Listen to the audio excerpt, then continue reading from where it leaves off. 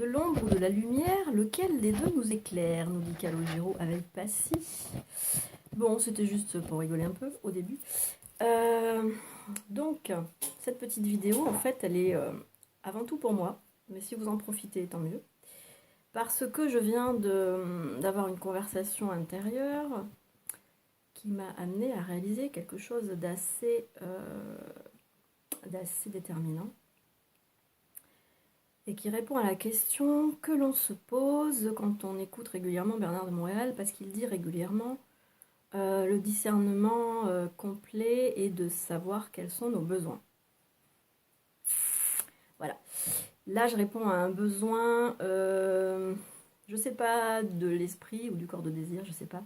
Enfin, toujours est-il que je sais à quel point le corps de désir est oublieux. Donc, j'aimerais ne pas oublier ce qui vient de m'être donné il y a quelques instants.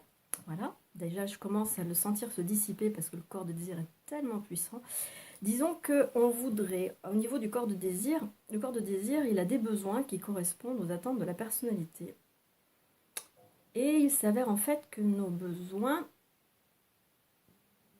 réels ne sont pas les besoins du corps de désir, qui est, comme on l'appelle, donc un corps de désir. Donc c'est pas des désirs, c'est des besoins qu'il a.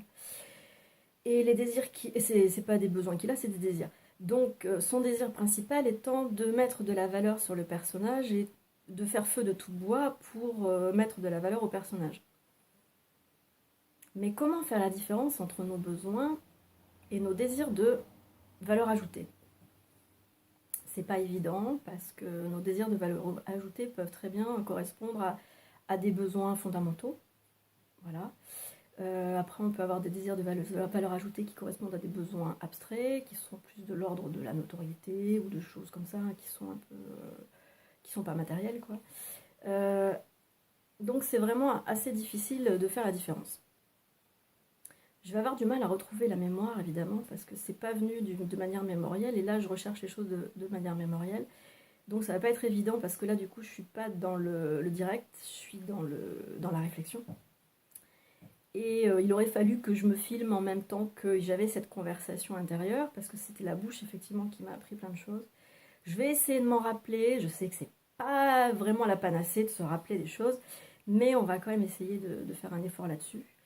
Donc il s'agissait de, en fait, se rendre compte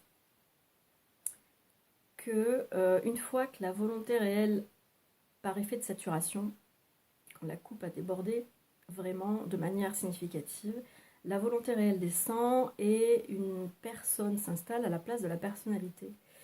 Oui, c'est un phénomène assez, comment dirais-je, qui n'est pas du tout dérangeant, parce que c'est pas intrusif. C'est juste quelque chose de naturel. On partage le corps comme en équipe. Et c'est pas du tout une agression, un squat ou quelque chose comme ça.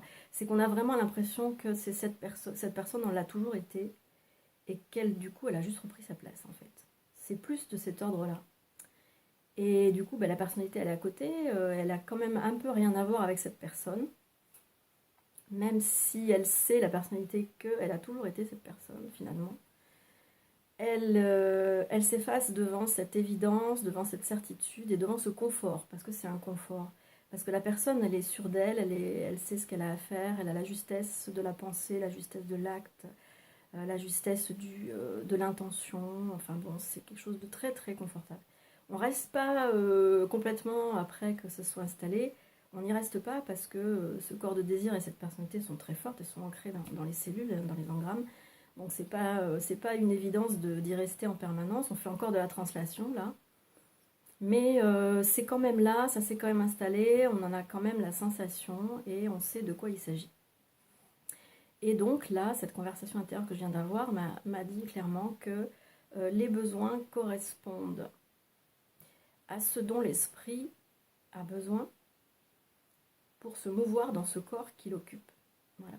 C'est-à-dire que la personne, c'est déjà une grande partie de l'esprit, et quand la personne est descendue dans le corps, enfin descendue façon de parler, quand elle a effusionné dans le corps, depuis le plan atomique, c'est de l'esprit donc qui effuse. Et cet esprit a besoin d'arriver à être un esprit sain dans un corps sain. Et c'est un peu ça l'objet de savoir quels sont nos besoins. C'est pas de se demander, moi, petite personnalité, de quoi ai-je besoin pour être heureuse sur cette terre. C'est pas vraiment ça. Alors je dirais qu'avant que la volonté réelle soit descendue, c'est un peu prématuré de se dire quels sont mes besoins. On peut déjà commencer à se poser la question parce que c'est beaucoup de sanité de faire ça en fait. Voilà, c'est très pertinent, c'est très perspicace. Enfin, c'est déjà, on sent qu'il y a quelque chose de juste à rechercher. Et bien ensuite, ça devient plus quand on peut, on veut, et à ce moment-là, ben voilà, mais là c'est tombé comme ça parce qu'en fait je me dis mais qu'est-ce que je veux donc, de quoi ai-je besoin, et puis pouf, j'ai réalisé, mais ce dont ma personnalité a besoin, ça n'a rien à voir avec ce dont l'esprit dans mon corps a besoin. Ça n'a rien à voir du tout. Voilà. Et là, j'ai réalisé qu'en fait, mon corps était donc un véhicule dans lequel habite l'esprit, et que l'esprit avait besoin d'un corps qui soit bien à l'aise, qui soit benaise, comme on dit, qui soit confortable, qui soit sécure, mais pas dans le sens de la peur, mais dans le sens de la certitude. Et quand j'ai réalisé ça, je me suis dit, mais c'est pas du tout ce que ma personnalité elle veut, quoi. C'est bizarre, ça s'oppose énormément. Et comment est-ce que je vais faire le ratio entre les deux? Voilà, j'avais envie de partager ça avec vous. Je ne l'ai pas restitué tel que je l'ai reçu parce que ça n'est pas possible. On change d'instant en instant, de fraction de nanoseconde en fraction de nanoseconde. Donc on ne reçoit pas les choses de la même manière. Donc j'ai fait 6 minutes, ça va, mais c'est en fait un truc super court parce que là-dessus, sur ce sujet-là, j'ai pas autre chose à dire, vraiment. J'avais envie vraiment de fixer ça un peu parce que je sais à quel point je peux oublier ce genre de choses parce que c'est des choses déterminantes.